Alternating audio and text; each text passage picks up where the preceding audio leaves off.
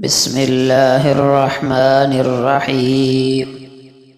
نبی اکرم صلی اللہ علیہ وسلم ایک مرتبہ نماز کے لیے تشریف لائے تو ایک جماعت کو دیکھا کہ کھل کھلا کر ہنس رہی تھی اور ہنسی کی وجہ سے دانت کھل رہے تھے۔ حضور صلی اللہ علیہ وسلم نے فرمایا، اگر موت کو کثرت سے یاد کیا کرو تو جو حالت میں دیکھ رہا ہوں وہ پیدا نہ ہو، لہٰذا موت کو کثرت سے یاد کیا کرو۔ قبر پر کوئی دن ایسا نہیں گزرتا جس میں وہ یہ آواز نہ دیتی ہو کہ میں بیگانگی کا گھر ہوں، تنہائی کا گھر ہوں، مٹی کا گھر ہوں، کیڑوں کا گھر ہوں۔ جب کوئی مومن قبر میں رکھا جاتا ہے تو وہ کہتی ہے، تیرا آنا مبارک ہے، بہت اچھا کیا تو آ گیا۔ جتنے آدمی زمین پر چلتے تھے تو ان سب میں مجھے زیادہ پسند تھا۔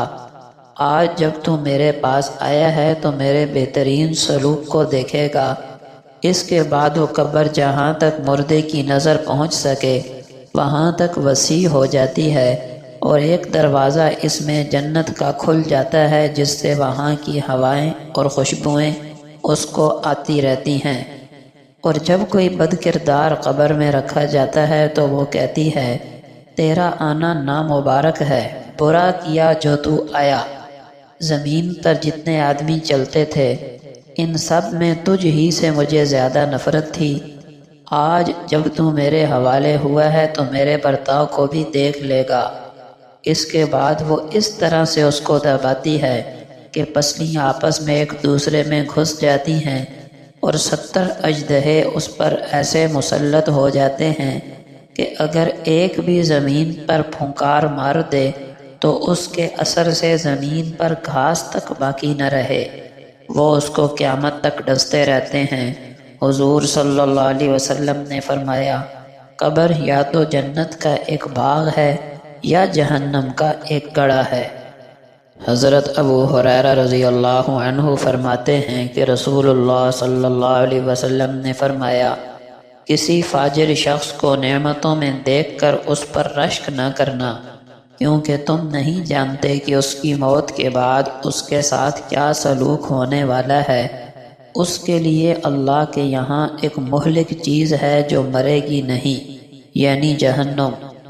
نبی اکرم صلی اللہ علیہ وسلم نے فرمایا، جو شخص حصول علم کے لیے کوئی رستہ طے کرتا ہے تو اللہ تعالیٰ اس کی وجہ سے اس کے لیے جنت کا راستہ آسان کر دیتا ہے، اور جس کو اس کے عمل نے پیچھے کر دیا تو اسے اس کا نسب آگے نہیں کر سکے گا۔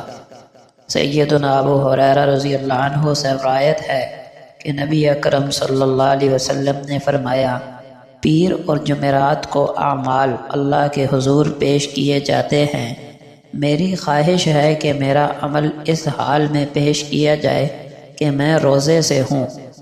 ایک دوسری روایت میں آپ صلی اللہ علیہ وسلم سے جب پیر اور جمعرات کا روزہ رکھنے کی وجہ پوچھی گئی تو فرمایا کہ پیر اور جمعرات کو اللہ تعالیٰ پر مسلمان کی مغفرت فرما دیتا ہے، مگر وہ دو آدمی جو آپس میں قطع تعلق کیے ہوئے ہوں، اللہ تعالیٰ فرماتا ہے انہیں چھوڑ دو یہاں تک کہ صلح کر لیں۔ فائدہ، پیر اور جمعرات کو نفل روزہ رکھنے کا اہتمام کرنا چاہیے۔ روزہ بہت بڑا نیک عمل ہے جس کی برکت سے مغفرت کی زیادہ امید کی جا سکتی ہے۔ مسلمانوں کا ایک دوسرے سے بلا وجہ ناراض رہنا بڑا گناہ ہے۔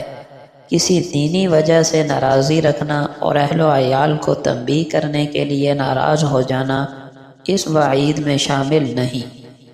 حضرت ابو ہریرہ رضی اللہ عنہ سے روایت ہے کہ نبی اکرم صلی اللہ علیہ وسلم نے فرمایا، ایک بندہ اللہ تعالیٰ کی خوشنودی والی کوئی بات کرتا ہے جسے وہ خود کوئی اہمیت نہیں دیتا، مگر اس کی وجہ سے اللہ اس کے کئی درجے بلند فرما دیتا ہے، اور ایک بندہ اللہ تعالیٰ کی ناراضگی والی بات کرتا ہے جس کی طرف وہ دھیان بھی نہیں دیتا، لیکن اس کی وجہ سے وہ جہنم میں جا گرتا ہے۔ فائدہ، ہمیں اپنی زبان اور قلم کے استعمال میں بہت محتاط رہنا چاہیے کہ کہیں ہمارے الفاظ غیبت، بہتان، ظلم، جھوٹ اور بدگمانی کو بڑھاوا تو نہیں دے رہے؟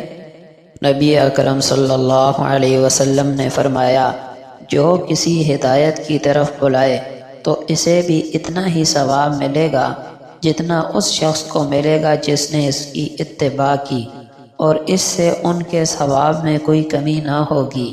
اور جو کسی گمراہی کی طرف بلائے تو اسے بھی اتنا ہی گناہ ہوگا جتنا اس کی اتباع کرنے والوں کو ہوگا، اور اس سے ان کے گناہوں میں کوئی کمی نہ ہوگی۔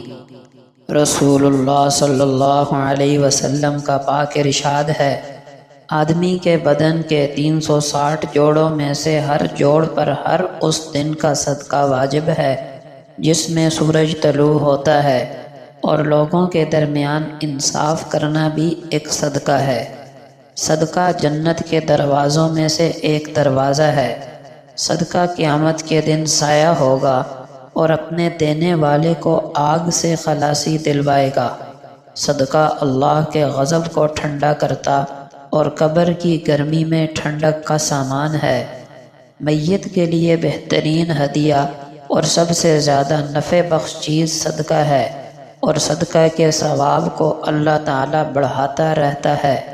صدقہ نفس کی پاکی کا ذریعہ ہے۔ صدقہ گناہوں کی مغفرت کا سبب اور ان کا کفارہ ہے۔ صدقہ حسن خاتمہ کی خوشخبری ہے اور فرشتوں کی دعا کا سبب ہے۔ صدقہ کر دینے والے سے خیر کثیر اور بڑے اجر و ثواب کا وعدہ ہے۔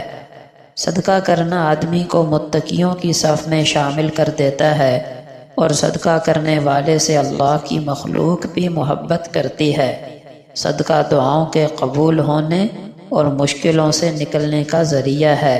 صدقہ بری موت کو روکتا ہے۔